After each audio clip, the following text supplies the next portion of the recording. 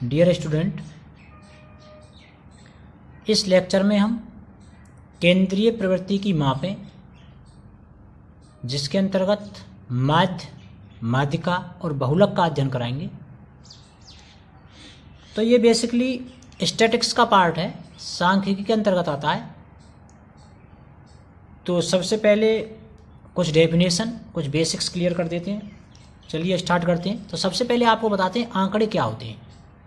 Data तो किसी निश्चित उद्देश्य से एकत्रित किए गए तथ्यों या अंकों को जो संख्यात्मक या अन्य रूप में हो सकते हैं, आंकड़े कहा जाता है। तो आंकड़े किसी निश्चित उद्देश्य से एकत्रित जो तथ्य किए जाते हैं, अंक जो होते हैं, उनका मान संख्यात्मक भी हो सकता है, अन्य रूप में भी हो सकते हैं, उसको हम क्या बोलते हैं? आंकड़े बोलते हैं। दूसरा क्या है? आंकड़ों से अर्थपूर्ण सूचनाएं उपलब्ध करने से संबंधित अध्ययन गणित की एक शाखा में किया जाता है, जिसे हम क्या बोलते हैं? सांख्यिकीय कहा जाता है। उसको क्या बोलते हैं? हम सांख्यिकी बोलते हैं। तो गणित की कैसी शाखा? गणित की ऐसी शाखा जिसमें आंकड़ों से अर्थपूर्ण सूचनाएं उपलब्ध कराने का अध्ययन किया जाए, उसको हम क्या बोलेंगे? सांख्यिकीय बोलेंगे। अब आंकड़ों का प्रस्तुतिकरण, आंकड़ों को प्रेजेंट कैसे किया जाता है? तो आंकड़ों को दो प्रकार से प्रेजेंट किया जाता है। एक अवर्गीकृत बारंबारता बंटन सारणी के रूप में, दूसरा वर्गीकृत बारंबारता बंटन सारणी के रूप में। तो ये एग्जाम्पल से आपको हम क्लियर कराएंगे। जैसे कि ये हमें एक बंटन सारणी दी गई है, जिसमें 10 अंक प्राप्त करने वाले विद्यार्थियों की संख्या है 1, 20 अंक प्राप्त करने वाले विद्यार्थियों की संख्या है 2, 25 प्राप्त करने वाले 1, इसी तरह से 40 अंक प्राप्त करने वाले 5। अच्छा, दूसरी तरफ 0 से लेकर 20 तक अंक प्राप्त करने वाले विद्यार्थियों की संख्या कितनी है? 7। तो ये वर्गीकृत हो गया, ये एक वर्ग बन गया, एक क्लास बना दी हमने कि 0 से लेकर 20 तक। तो ये बोला जाएगा वर्गीकृत, और यहाँ कोई क्लास नहीं है, तो ये क्या है? अवर्गीकृत। 0 से लेकर 20 तक 7, 20 से लेकर 30 तक 10, इसी तरह से 50 से लेकर 60 तक दे रखा है 16। तो ये क्या कहलाएगा? हमारा वर्गीकृत बारंबारता बंटन सारणी। वर्गीकृत बारंबारता बंटन सारणी कहलाएगा ये। तो इसको हम क्या बोलते हैं? जैसे 0 से लेकर 20, 20 से लेकर 30, इसको क्या बोलते हैं? वर्ग अंतराल। ये क्लास इंटरवल है हमारे। 0 से लेकर 20, 20 से लेकर 30, ये क्या है? हमारे क्लास इंटरवल है, वर्ग अंतराल है ये। अब प्रत्येक वर्ग की निम्नतम संख्या को निम्न वर्ग सीमा, लोअर क्लास लिमिट, और अधिकतम संख्या को ऊपरी वर्ग सीमा, अपर क्लास लिमिट कहा जाता है। जैसे यहां समझाया है, क्लैरिफिकेशन किया है। जैसे 0 से लेकर 20 तक, ये हमारा एक वर्ग है, 0 से लेकर 20 तक, ये क्लास इंटरवल है हमारा। तो इसमें क्या है? 0 क्या है? हमारी लोअर क्लास लिमिट है। 20 क्या हो गई? हमारी अपर क्लास लिमिट हो गई। तो 20, इसी तरह 20 से लेकर 30 में 20 क्या हो गई? हमारी लोअर क्लास लिमिट, और 30 क्या हो गई? हमारी अपर क्लास लिमिट।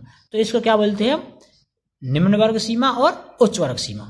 तो ये हो गया आपका इंटरवल से संबंधित जानकारी। अब आगे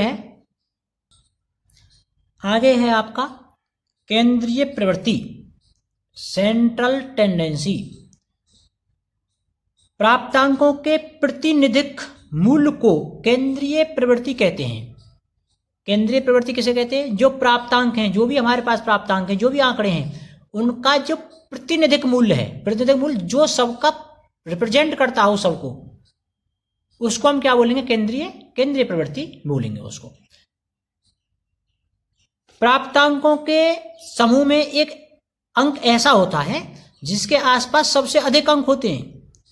इस प्राप्तांकों समूह के प्राप्तांकों की केंद्रीय प्रवृत्ति मान कहते हैं।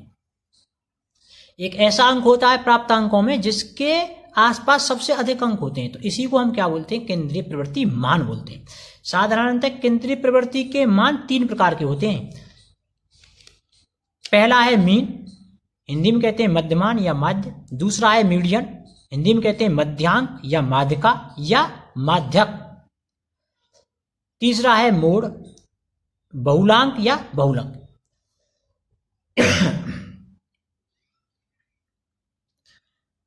अवर्गीकृत आंकड़ों की केंद्रीय प्रवृत्ति के 3 माप हैं। अवर्गीकृत आंकड़ों की केंद्रीय प्रवृत्ति के 3 माप, जो ये तीनों माप हैं, इनके फार्मूला हम दिखाएंगे यहाँ पे। अवर्गीकृत के लिए दिखा रहे हैं फिलहाल। तो जैसे हमें माध्य निकालना है अवर्गीकृत आंकड़ों का, तो क्या होता है formula, x bar is equal to sigma running from i running from 1 to n x i का मतलब क्या है, जो आंकड़े हमारे पास x1 x2 x3 जहां तक भी हैं, 10 तक हैं तो x1 x2 x3 x10 तक, ज्यादा है तो और ज्यादा तक। तो ये आई रनिंग फ्रॉम 1 to n मतलब n जहां तक जितने भी आंकड़े हैं उनका सम अपॉन उनकी संख्या। अगर भाषाई रूप में बोले तो आंकड़ों का योग अपॉन आंकड़ों की संख्या, प्रेक्षणों का कुल मान अपॉन प्रेक्षणों की संख्या। तो इसको बोलते कैसे हैं, sigma i running from 1 to n x i upon n, ये फार्मूला होगा हमारा। अगर हमें फ्रीक्वेंसी दी गई है, बारंबारता दी गई है कि मान लीजिए कोई आंकड़ा 5 बार आया है, कोई आंकड़ा 6 बार आया है, कोई 7 बार आया है, तो हम क्या करेंगे, तो एक्स बार इजकल टू होता है sigma i running from 1 to n F I x i upon I running from 1 to n F I, ये होता है फार्मूला। रेस्पेक्टिव आंकड़े की उसकी फ्रीक्वेंसी से मल्टीप्लाई करेंगे और ऐड करते चलेंगे ऐसे ही नेक्स्ट, जैसे f1 x1 plus f2 x2 plus f3 x3 upon जितने भी आंकड़ों की जो फ्रीक्वेंसी होगा उसका कुल योग कर देंगे। जैसे आंकड़ों की फ्रीक्वेंसी क्रम से है 3, 7, 10, 12 इस तरह दी गई है, तो उनका यहाँ पे क्या कर देंगे, योग कर देंगे। तो ये फार्मूला हो जाएगा एक्स बार का, एक्स बार मतलब एजमंड या एजमंड नहीं, वो मीन निकालने का, माध्य निकालने का। एक्स बार इजकल टू क्या हो जाएगा, sigma i running from 1 to n F I x i upon sigma i running from 1 to n F I. तो ये फार्मूला हो जाएगा तब जब हमें फ्रीक्वेंसी दी गई हो। अब माध्य का निकालने का, माध्य का या माध्यक, यदि आंकड़े विषम हैं, यदि आंकड़ों की संख्या विषम है तो क्या होता है, माध्य का या माध्यक निकालने का, माध्यक है ये, माध्यक या माध्य का एक ही बात है। तो माध्यक बराबर क्या होता है तब, n+1 अपॉन 2 प्रेक्षण का मान। मान लीजिए 5 आंकड़े हैं, तो 5 आंकड़े हैं तो 5 + 1 अपॉन 2 आ जाएगा, तो 6 अपॉन 2 3, तो 3वें पद का मान, 3वें पद या प्रेक्षण एक ही बात है। लेकिन इसमें क्वेश्चन करते समय हम क्या करते हैं, सबसे पहले हम आंकड़ों को आरोही या अवरोही क्रम में व्यवस्थित कर लेते हैं। तो ये जब क्वेश्चन कराएंगे एग्जाम्पल में तो आपको ज्यादा समझ में आ जाएगा। तो यदि n विषम संख्या है तो माध्यक क्या होता है, n+1 1/2 वे प्रेक्षण का मान।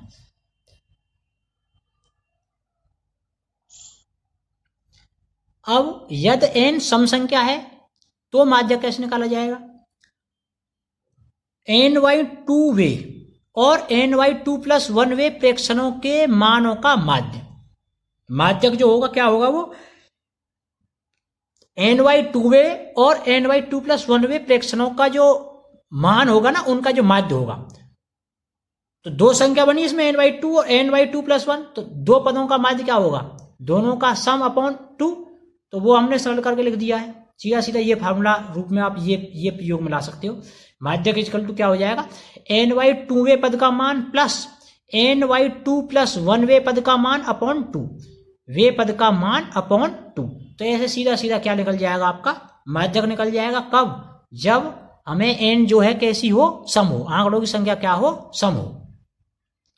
तीसरा क्या है, बहुलक। बहुलक सबसे अधिक बार आने वाले प्रेक्षण का मान होता है। तो जो भी आंकड़े हमें दिए गए हैं उसमें हम देख लेंगे कि सबसे अधिक बार आंकड़ा कौन सा आया है, किस आंकड़े की बारंबारता सबसे अधिक है, वही आंकड़ा क्या हो जाएगा, हमारा बहुलक हो जाएगा। वैसे भी याद रखने के लिए, बहु माने ज्यादा और लक दिखाई देने वाला, जो सबसे ज्यादा बार दिखाई दे रहा हो, तो उसको हम क्या बोल देंगे, आंकड़ों का बहुलक बोल देंगे। तो ये हमने अभी थ्योरेटिकल पार्ट कराया, अब इसके एग्जाम्पल नेक्स्ट वीडियो में कराएंगे आपको। Thank you.